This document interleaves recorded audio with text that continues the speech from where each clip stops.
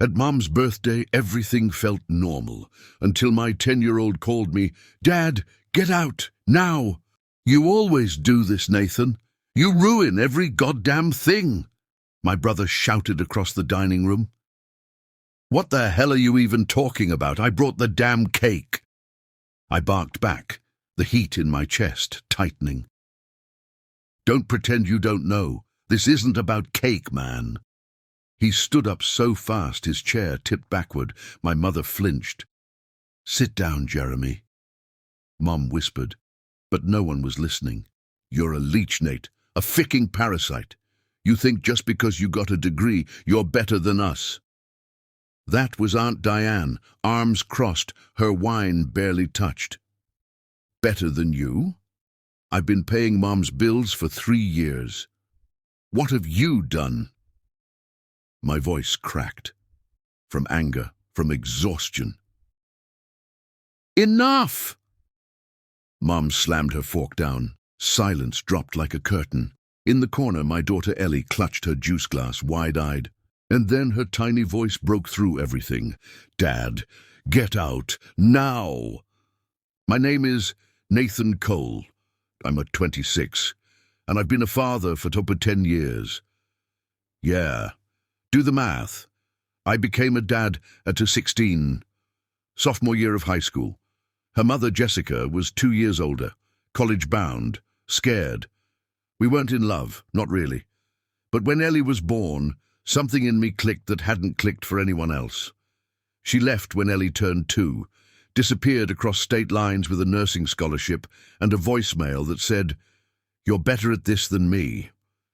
Maybe she was right, or maybe she just knew I wouldn't run. I dropped out for a year, worked construction, took night classes, got my GED, put myself through community college, then law school, while changing diapers and learning to braid hair on YouTube.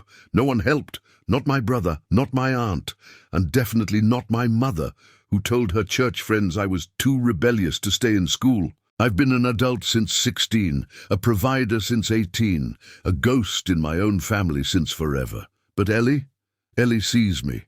She always has. That's why when she told me to leave that house tonight, I didn't ask twice. Because when the only person who's ever had your back tells you to run, you listen. Family portrait in shards. Jeremy, 32. My older brother, always loud, always right. He dropped out of college, worked odd jobs, and blamed everyone else for what he didn't get. He resents me for leaving town. He thinks I abandoned him. I think he abandoned himself. Mom, 60, Linda Cole, wears grief like pearls. She still calls me baby, but only when she wants something. She took out a loan in my name when I was 19. I paid it off quietly. Aunt Diane, 54. Never married, never liked me, believes I think I'm too good for the family. When Dad died, she swooped in like a lawyer without credentials. Ellie, 10. My daughter, the only one who's never made me feel small, wise beyond her years, soft voice, big eyes, brave heart. Tell me the truth, Mom. Did you sign the loan papers with my name on them? My voice was calm, but the room bristled. Don't you bring that up tonight, she snapped. Not in front of your daughter.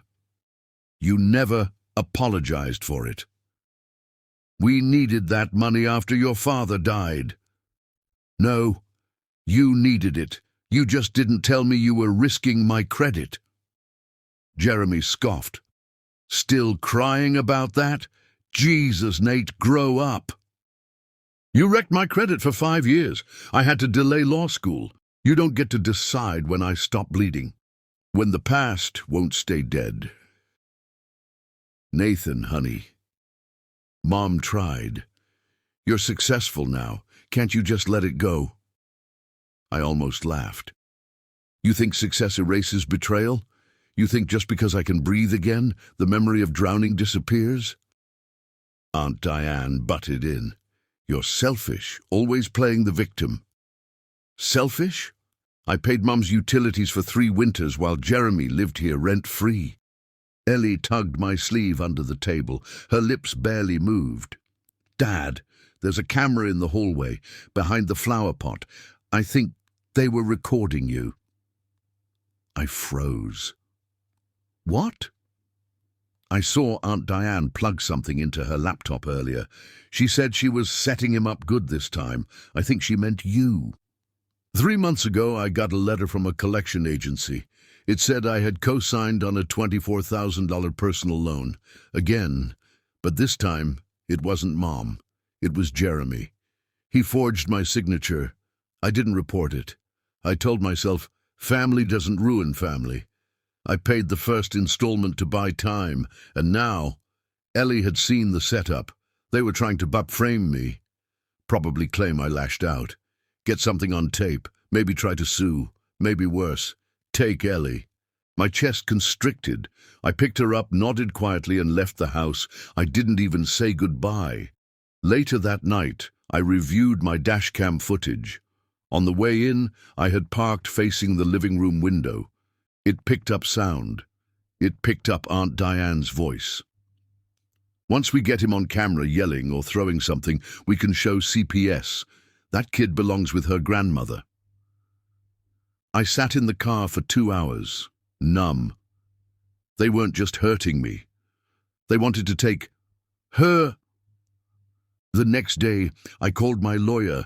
We filed for a protective order. Then I pulled the financial records. Jeremy had used my social security number. I filed a report. This time, I didn't cover it up. What I didn't expect was the fallout. 2 weeks later, Mom called. Nathan. I didn't know what Jeremy was planning, I swear. Diane said it was just to scare you. You tried to take my daughter. That's not scaring. That's war. She broke down crying. A week after that, Jeremy was arrested for identity theft and fraud. When he called me from county jail, he didn't ask for forgiveness. He begged for money. I'm your brother, man. Don't let me rot. You let me rot for years, and I still fed you. It's your turn now. I hung up. They showed up uninvited. Mom, Diane, even Jeremy's girlfriend. They brought pie. Pie. I didn't open the door. Ellie sat on the stairs, arms crossed. Are you going to let them in? Do you want me to? She shook her head. I feel safe when they're far away. They sat on my porch for 20 minutes. Then Mum slipped a letter under the door.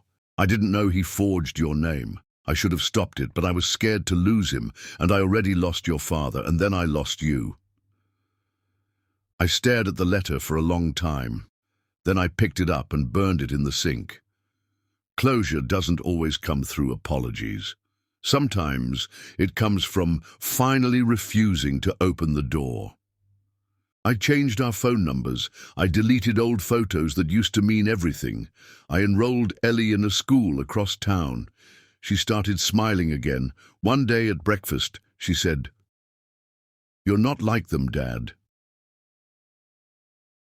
I used to be.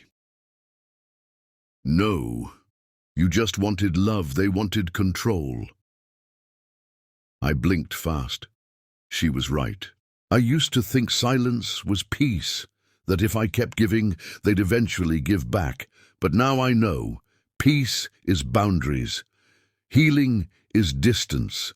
Love is not begging someone to stop hurting you. It's been 9 months. Jeremy is serving time. Mom still sends birthday cards with "Love you always" scribbled on the bottom. I haven't responded, but last week she sent a voice memo. I'm in therapy. Real therapy. Not church group talk. I don't expect you to forgive me. I just wanted to say thank you for saving that girl. I know we tried to take her, and I'll regret it forever. I played it twice, then deleted it. That night I told Ellie the truth about the loan, the fraud, the betrayal. She didn't cry. She just hugged me tighter than ever. You're the safest place in the world, Dad. And you're the reason I finally left. We're not rich, we're not perfect, but our home is quiet, warm, and safe.